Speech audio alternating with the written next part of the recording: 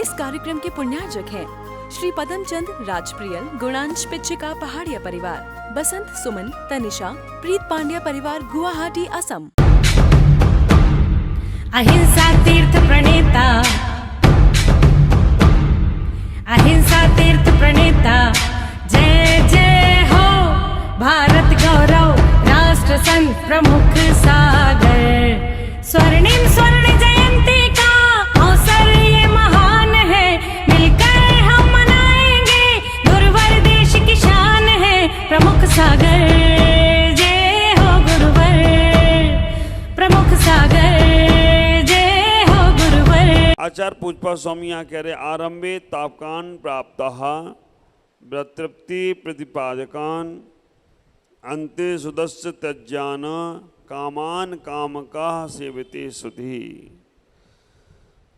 जो दुनिया तुम जी रहे हो ना, उस दुनिया की बात आचार्य यहाँ कर रहे हैं, जिसमें तुम्हें बहुत आनंद आ रहा है, उस आनंद की बात यहाँ कर रहे हैं।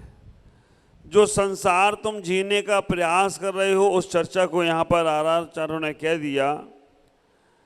जिन भोगों के बीच में रहकर तुम सोचते हो कि मुझे सुख मिल रहा है, तो आचार्य कह रहे हैं उनमें कैसा सुख है। आरंभे तापकान प्राप्त, आरंभ में जब वो सुख को प्राप्त करने के लिए भी कितनी कठिनाइयाँ उठाना पड़ती हैं, जिनको तुमने सुख समझ रखा है।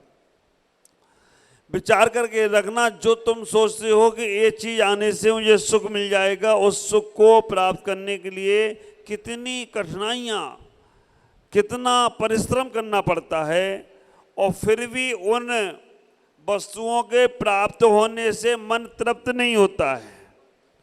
और फिर तीसरे नंबर पे कह दिया कि वो अगर मन तृप्त नहीं हो रहा है, फिर भी कहा अब वो छोड़ दो, तो कठिनाई से छूटता है, छोड़ने की भाव में नहीं होते। जिन भोगों में हम जी रहे हैं, जिन भोगों के माध्यम से हम अपने जीवन की सफलता समझ रहे हैं, बड़ी कठिनाई से प्राप्त होते हैं। कठिनाई प्राप्त होने के बाद फिर भी हम उनसे तृप्त नहीं होते हैं, और शरीर जवाब दे जाए फिर भी वो भोग हमसे छूटते नहीं हैं। आचार्य पूजपा स्वामी यहाँ पर कहने का प्रयास कर रहे हैं। ये दशा हमारी सबकी है, ख्याल करना। हमें अपने जीवन में जो भी प्राप्त हो रहा है, जो भी हमने प्राप्त कर रखा है, इसमें हम पर्याप्तता को प्राप्त नहीं कर सकते। संसार में ना शरीर में सुख नहीं है, इस बात का आचार्य यहाँ उद्धरण कर रहे हैं। संसार में और शरीर में सुख नहीं है, लेकिन फिर भी हम संसार में और शरीर में सुख खोजने का प्रयास करते हैं। और संसार में शरीर में जितने साधन हमने सुख के खोजे हैं, वो साधन तात्कालिक तो सुख देते हैं, लेकिन उसके बाद दुख प्रारंभ हो जाते हैं। सारी चीज़ें आपको मालूम है। अगर आप कहीं गाड़ी खरीदते हो सुख के लिए, तात्कालिक तो अच्छा लगता है कि गाड़ी से कहीं जा रहे हो तो लोग कहते हैं अरे वाह गाड़ी से आए हैं, और गाड़ी से आने के बाद ही तुम्हारे बगल में किसी की लग्जरी गाड़ी खड़ी हो जाए तो अपनी गाड़ी खराब करने लगने लगती है। आप ख्याल करके रखना, लग्जरी गाड़ी खरीद ली और किसी की अच्छी गाड़ी खड़ी हो जाए तो और फिर हमारे मन में आता है कि वो ऐसी चाहिए। तुम्हारे सुख संसार के एक के बाद एक प्राप्त करने का प्रयास करते हो, लेकिन वो सारे के सारे सुख तुम्हारे दुख में परिवर्तित हो जाते हैं।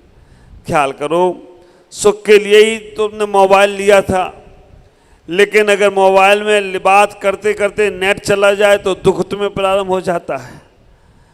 बैटरी डिस्चार्ज हो जाए, बात कर रहे हो, रास्ते में सफ़र में हो, और सफ़र में करते करते अचानक तुमने माँ किसी का फ़ोन हो गया, बाप फ़ोन हो गया, फ़ोन तुम्हारा बंद हो गया, तो तुम्हें भी ऐसी छटपटाहट होती है कि कहाँ से चार्ज करें और कहाँ से बात करें। जितने भी संसार के साधन तुम इकट्ठे करके देख लेना, सारे के सारे तुम्हारे थोड़े समय तो सुख देंगे, उसके बाद दुख देना प्रारंभ कर देंगे, क्योंकि शरीर में सुख है ही नहीं। शारीरिक चीज़ों के लिए आप कितना परिश्रम करते हो कि शरीर में हमें इससे सुख मिलेगा, उससे सुख मिलेगा, लेकिन थोड़े समय बाद वही सुख तुम्हारे दुख में परिवर्तित होता है। तुम जिन चीज़ों को पसंद करना शुरू करते हो, बाद में ही वो तुम्हारी चीज़ें तुम ही नापसंद करना प्रारंभ कर देते हो। ख्याल करो, शादी करने के पहले कितना सुख लगता है कि शादी में सुख होगा, सुख होगा, सुख होगा। 4 दिन में ताजिया ठंडा पड़ जाती है, हो गया सुख तुम्हारा। वस्तु जब तक नहीं मिली है तब तक ही उसका सुख है, और मिलने के बाद बस वस्तु की अप्राप्ति में सुख है, प्राप्ति में सुख नहीं है। ख्याल करके रखना, संसार की वस्तुओं की अप्राप्ति में सुख है, प्राप्ति में सुख नहीं है। लेकिन संसार से संन्यास की यात्रा में ख्याल करना, संसार से संन्यास की यात्रा में अप्राप्त, केवल अप्राप्ति में दुख है। बड़ी कठिनाई से होता है संन्यास, बड़ी कठिनाई से अंदर तक जाने की रास्ता मिलते हैं, लेकिन एक बार भी संन्यास की प्राप्ति हो गई तो ख्याल करके रखना, उसके बाद जो तुम्हें सुख मिलेगा ना, लेकिन रियल संन्यास होना चाहिए, ओढ़ा हुआ संन्यास नहीं। ओढ़े हुए सन्यासी ये रहते हैं बगुला के समान, मौका मिल जाए तो जो छोड़ के आए वही फिर करने लगते हैं। आप विचार करके रखना, ओढ़े हुए सन्यासी जो ऊपर से तो सन्यासी बन गए और अंदर की इच्छाएं तृप्त नहीं हुई, अंदर की वही इच्छाएं, वही महत्वाकांक्षाएं, वही सब चल रहा है, तो समझ के रखना यहाँ पे आकर और ज़्यादा दुखी हो जाओगे। इसलिए अंदर का सन्यासी अगर तुम एक बार हो गए, तृप्त हो गए अंदर से, इसीलिए कभी कभी किसी दार्शनिकों ने कहा है कि आदमी को सब कुछ करके ही संन्यास लेना चाहिए। अब विचार करके रखना, आदमी को सब कुछ लेकर, सब कुछ संसार देखकर, सब कुछ प्राप्त कर कर फिर सन्यासी लेना चाहिए, और उसके बाद उसे संसार की कोई चाह नहीं रहेगी, बिंदास रहेगा। लेकिन जो सन्यास, कुछ भी इच्छाएं पूरी नहीं हुई और सन्यास ले लिया, तो वो सारी इच्छाएं यहाँ सन्यास लेने के बाद पूरी करने का प्रयास करते हैं, पढ़ते भी जाते हैं, समझते भी जाते हैं और इच्छाओं में डूबते भी जाते हैं। अब महाराज यही अच्छा है, हम शादी वादी करेंगे उसके बाद ही सन्यासी बनेंगे। आप विचार करके रखना, शादी करने के बाद सन्यासी बनेंगे, हम सारे भोग भोग लेंगे उसके बाद सन्यासी बनेंगे। जरूरी नहीं है तुम्हारा ऐसा पुण्य जाग जाए कि संसार भोगने के बाद, क्योंकि उसकी फिर बार बार याद सताती है, महाराज बच्चे नहीं छूट रहे, महाराज बीबी नहीं छूट रही, महाराज टीवी नहीं छूट रही, महाराज गाड़ी नहीं छूट रही, महाराज घर का वैभव नहीं छूट रहा है, उसके बाद और ज़्यादा तकलीफ में फंस सकते हो। कहने का तात्पर्य है कि ना सन्यास अतृप्त अवस्था में लेना चाहिए, न तृप्त अवस्था में। सन्यास मन की इच्छाओं को जीतने के लिए लेना चाहिए। एक बात का ख्याल करके रखना, इतना ही सोचना, इच्छाओं को पूरा करना तुम्हारा पुण्य है। जो तुम्हारे मन में इच्छाएं चल रही हैं उनको पूरा करते चले जाओ, वो तुम्हारा पुण्य है। लेकिन इच्छाओं को समाप्त कर देना ये तुम्हारा ज्ञान हो तो कोई आश्चर्य की बात नहीं है। ज्ञान के साथ अगर संन्यास होता है ना, तो हमारी इच्छाएं समाप्त होती चली जाती हैं, और अज्ञान अवस्था में संन्यास होता है तो एक पे एक इच्छाएं, एक पे एक इच्छाएं जागृत होती जाती हैं, और वो इच्छाओं को पूरी करने में पूरा जीवन चला जाता है। अब विचार करना, भोगों में संन्यास होता ना तो बैराग भावना में ये लाइन नहीं कहना पड़ती, जो संसार विश्व को होता तो तीर्थंकर क्यों त्यागते। भोगों में सुख नहीं है, सांसारिक इच्छाओं में सुख नहीं है। आपने इतने दिनों में प्राप्त कर लिया होगा, इतने साल आपको जीवन में हो गए, कितने सुख मिले ख्याल करो। जैसे ही सुख मिलना शुरू होता है वैसे ही कहीं ना कहीं दुख की कहानी शुरू हो जाती है। संसार में सुख होता तो हमारे संतों को, भगवंतों को, तीर्थंकरों को घर परिवार छोड़ना नहीं पड़ता। इसलिए संसार के सुख कैसे हैं? कभी आपने देखा एक डॉगी होता है, कुत्ता होता है, और वो हड्डी को चाटता रहता है, हड्डी को चाटता रहता है। उसे लगता है कि इस हड्डी में से बड़ा स्वाद आ रहा है, लेकिन उस मूर्ख को ये नहीं मालूम कि हड्डी में तो कुछ भी है ही नहीं, हड्डी तो और कठोर है।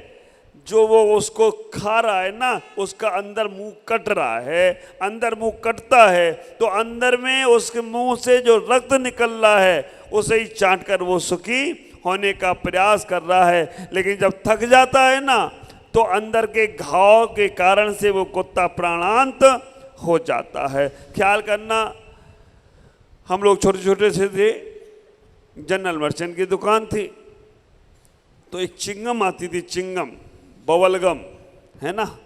आप क्या बोलते हैं, अब जो भी बोलते हैं, हम लोग उधर चिंगम और बबलगम बोलते थे। तो वो एक बार खाते थे, इतनी सी आती थी, शुरू में खाने में इतनी मीठी लगती थी, इतनी मीठी लगती थी कि ये लगता था बहुत। उसके बाद चबाते रहो, कोई स्वाद नहीं, फिर भी चबाते रहो, चबाते रहो, खाते रहो, कोई स्वाद आने वाला नहीं, फिर भी मुंह में। और फिर कभी कभी हम लोग शैतानी भी करते थे, समझ गए ना। तो कोई बैठने वाला हो उसके पहले नीचे चिंगम लगा दो और बैठेगा तो उसको चिपक जाएगी। तो ये सारी शैतानियां संसार की अब समझ में आती हैं। वो नहीं चिपक रहा, तुम्हारे कर्म भी चिपक रहे। जितनी शैतानी करोगे उतने तुम्हारे कर्म भी चिपकते थे, लेकिन अज्ञान अवस्था थी।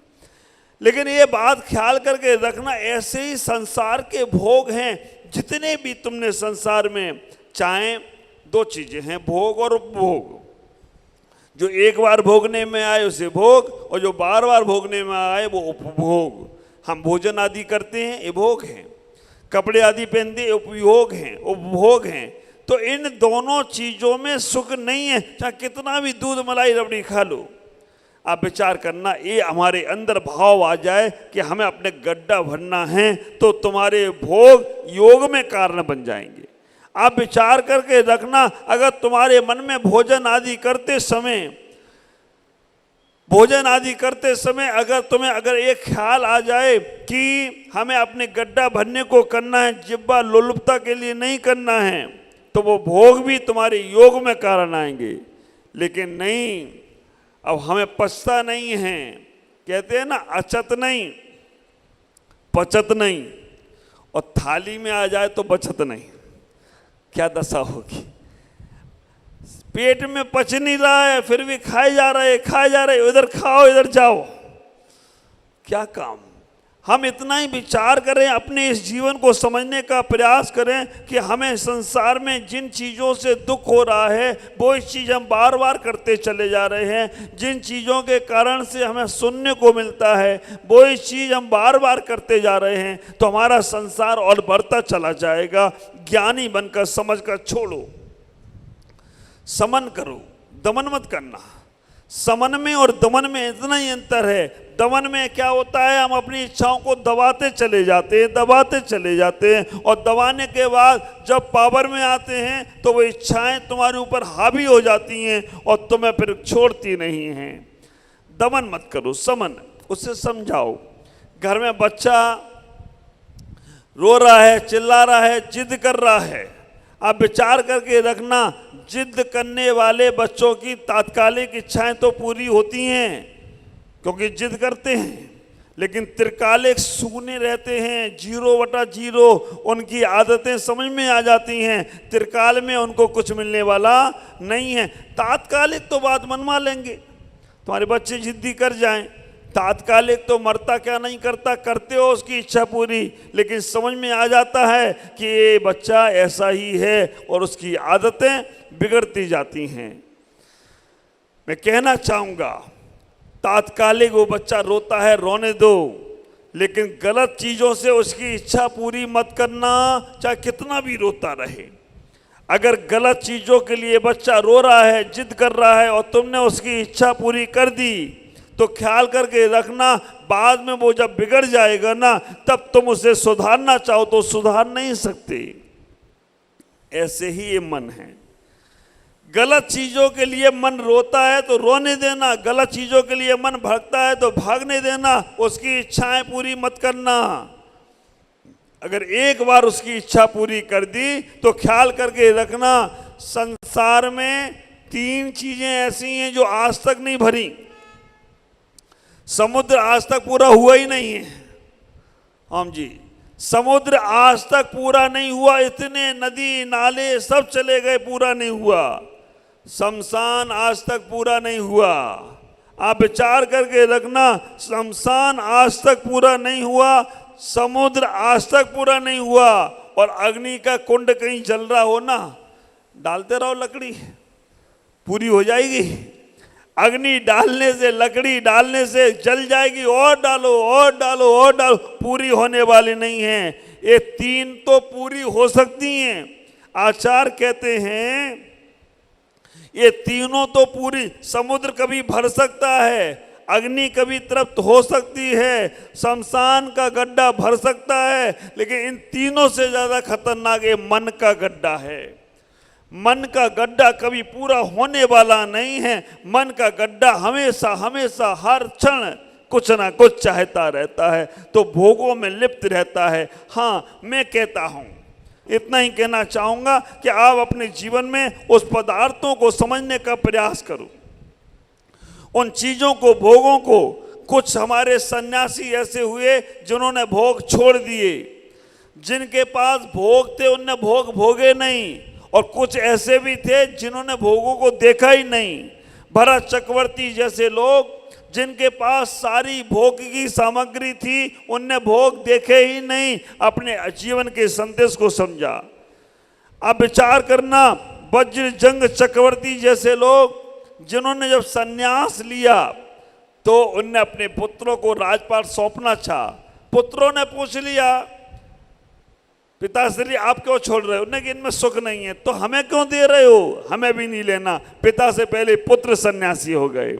और तीसरे वो थे जिनने देखा ही नहीं, बाल ब्रह्मचारी अवस्था में सन्यासी हो गए। 5 तीर्थंकर बाल ब्रह्मचारी में हो गए, 19 तीर्थंकर शादी के बाद हुए। तो मैं आपसे कहूँगा, आप अपने जीवन में उन भोगों में सुख मत ढूंढो, भोग के त्याग में, उन उपलब्धियों के त्याग में सुख खोजोगे तो तुम्हारा जीवन सार्थक होगा। आज इतना ही। आप अपने जीवन में उन भोगों में नहीं, योग में दुखों से भागो मत, दुखों से जागो, तो तुम्हारा जीवन सुख और शांति को प्राप्त होगा। इन्हीं पुण्य भावनाओं के साथ ओम नमः जय गुरु। इस कार्यक्रम के पुण्यार्जक थे श्री पदमचंद राजप्रियल, गुणांश पिच्छिका पहाड़िया परिवार, बसंत सुमन तनिषा प्रीत पांड्या परिवार, गुवाहाटी असम।